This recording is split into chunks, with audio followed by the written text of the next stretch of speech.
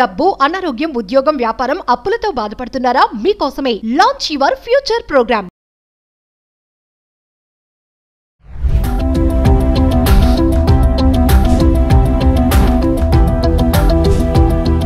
నమస్తే, welcome back to Suman TV. Present మనతో పాటు ఉన్నారు అనలిస్ట్ మందర్ కృష్ణారెడ్డి గారు. నమస్తే సార్. నమస్తే అమ్మా.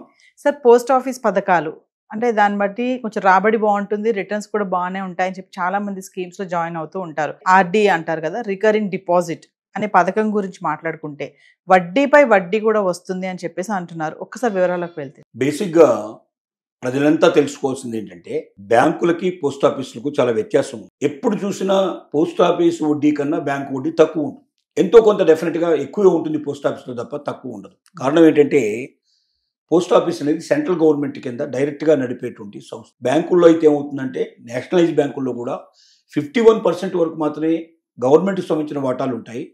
49% ప్రైవేట్ వాళ్ళ వాటాలు ఉండే అవకాశాలు ఉంటాయి. 100% పూర్తిగా గవర్నమెంట్ది అయి ఉండదు. కానీ పోస్ట్ ఆఫీస్ అనేది 100% ఇది గవర్నమెంట్ ఆఫ్ ఇండియా కింద నడిచేటువంటి ఒక ఆఫీస్. దీని మొట్టమొదటి ఓన్లీ ఉత్తరాలు బట్వాడా చేయడానికి, మనీ ఆర్డర్స్ పంపడానికి మాత్రమే ఏర్పరచబడినటువంటి సంస్థ. కానీ రోజు రోజుకి మారుతున్న కాలానికి అనుగుణంగా తనను తను మార్చుకొని ఇప్పుడు ఒక రకంగా బ్యాంకు లాగా అన్ని రకాల సేవలు ఇక్కడ దొరికేటట్టుగా చేసుకున్నాం. అలాగే ఆన్లైన్ సర్వీసెస్ కూడా దొరికేటట్టు చేసుకున్నాం. మనం పోస్ట్ ఆఫీస్ దాకా వెళ్లకుండా ఇంటి దగ్గర నుంచే మనం ఆపరేట్ చేసుకోవడానికి అవకాశాలు కూడా దీంట్లో కలిగాయి. సో కాబట్టి ఎంత సులభం అయిపోయిందంటే 100% గవర్నమెంట్ కింద నడిచేటువంటి సంస్థ, బ్యాంకుల కన్నా ఎప్పుడూ వడ్డీ రేటు ఎక్కువ ఉండేటువంటి సంస్థ. మూడవ అతి ముఖ్యమైన పాయింట్ ఏమిటంటే బ్యాంకుల్లో మీరు ఎన్ని కోట్ల రూపాయలు డిపాజిట్ చేసినా మీకు వచ్చేటువంటి ఇన్సూరెన్స్ కింద ఒకవేళ బ్యాంకు మునిగిపోయినా, నష్టాల పాలైనా, లేకపోతే అది ఏదైనా దోపిడీకి గురైనా, లేకపోతే దాన్ని ఎక్కడైనా అది పూర్తిగా అగ్నికి అవుతైపోయినా, ఇంకోటి జరిగినా నష్టాలు అయితే మీకు వెనక్కి వచ్చేది ఎంత అంటే 5 లక్షలు మాత్రమే వస్తుంది. ₹1 కట్టినా మీకు వచ్చేది 5 లక్షలే. అంతకుమించి ₹1 రాదు. ఇన్సూరెన్స్ ద్వారా వచ్చేది అదే. అంటే ప్రతి డిపాజిట్ ఖాతాకి 5 లక్షల రూపాయలకి ఇన్సూరెన్స్ చేస్తారు. అంటే 5 లక్షల లోపల ఉంటే మీకు అంతే వస్తుంది.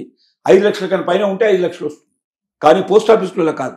మీరు ₹1 డిపాజిట్ చేస్తే పోస్ట్ ఆఫీసులో ₹1 ₹1 ఇస్తుంది. ఎందుకంటే ఇది గవర్నమెంట్ ఆఫ్ ఇండియా కింద డైరెక్ట్ గా నడిచేటువంటి సంస్థ. ఇన్సూరెన్స్ తో సంబంధం లేదు.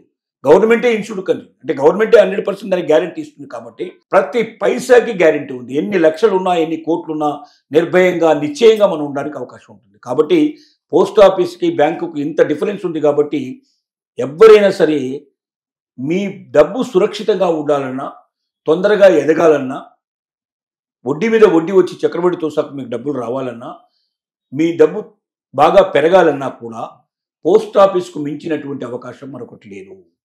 ప్రతి వీధిలో పోస్ట్ ఆఫీసులు ఉంటాయి, ప్రతి ఊళ్ళో పోస్ట్ ఆఫీసులు ఉంటాయి. ఆన్లైన్లో కూడా మీరు అకౌంట్ ఓపెన్ చేసుకునే అవకాశాలు ఉన్నాయి. బ్యాంకుకు వెళ్లాల్సిన అవసరం లేకుండా ఎలాగైతే మనం చేస్తున్నాము, పోస్ట్ ఆఫీసులో కూడా ఆపరేషన్స్ అన్ని కూడా ఇంట్లో కూర్చొని చేసుకునే అవకాశాలు ఉన్నాయి.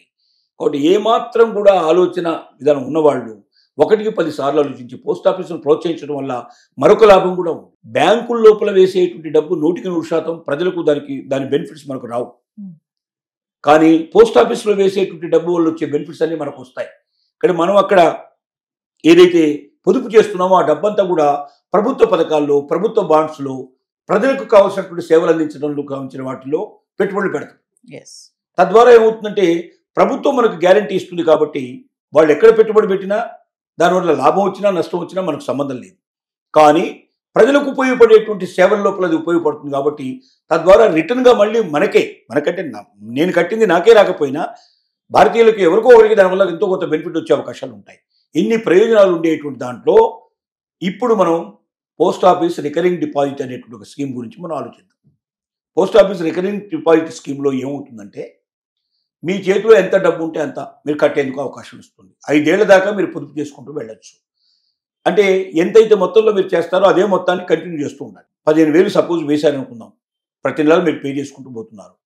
5 ఏళ్ళు మీరు అట్లా ప్రతి నెల 15,000 కట్టుకుంటూ పోయినట్టయితే మీ మొత్తం డబ్బులు సుమారుగా 9 లక్షలు అవుతాయి. మీకు 5 ఏళ్ల తర్వాత వచ్చే డబ్బు ఎంత అంటే 10,70,000 వస్తుంది మీ చేతికి. అంటే 1,70,000 రూపాయలు మీకు సుమారుగా దాని మీద బెనిఫిట్ వస్తుంది. సుమారు 11 లక్షలు అనుకోండి. 9 లక్షలు పెడితే సుమారుగా 11 లక్షలు. ఇంత హైయెస్ట్ రిటర్న్స్ మీకు వస్తున్నాయి. ఇది వేరే బ్యాంకుల్లో ఎక్కడ సాధ్యం కాదు.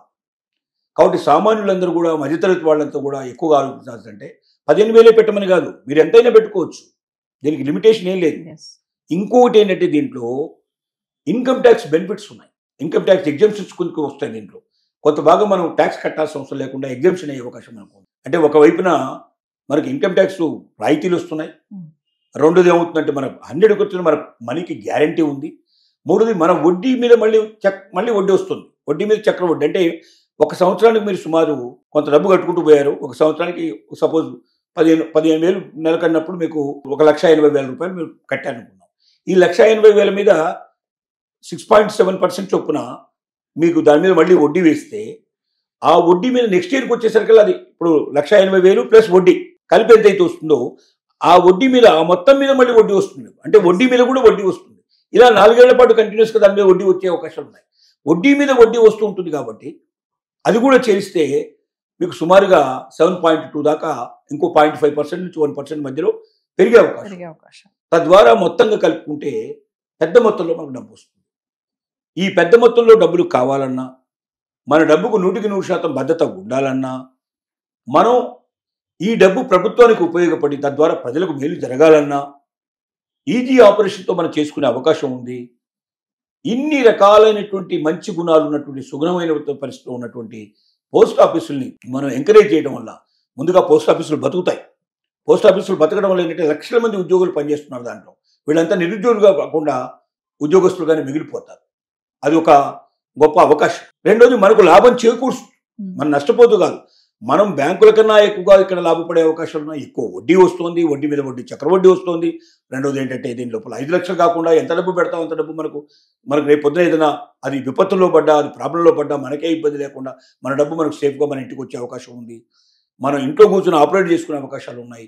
ఇన్ని రకాలైనటువంటి మంచి జరిగేటువంటి పోస్ట్ ఆఫీసుల్ని ప్రతి ఒక్కరూ తప్పనిసరిగా అంగీకరించాలి, గౌరవించాలి. దాంట్లో మనం విధిగా డిపాజిట్ చేయడం అనేది నేర్చుకుంటే మనకు మేలు జరుగుతుంది, ప్రభుత్వానికి ప్రజలకు కూడా మేలు జరుగుతుందని చెప్పవచ్చు దీంట్లో. Thank you sir.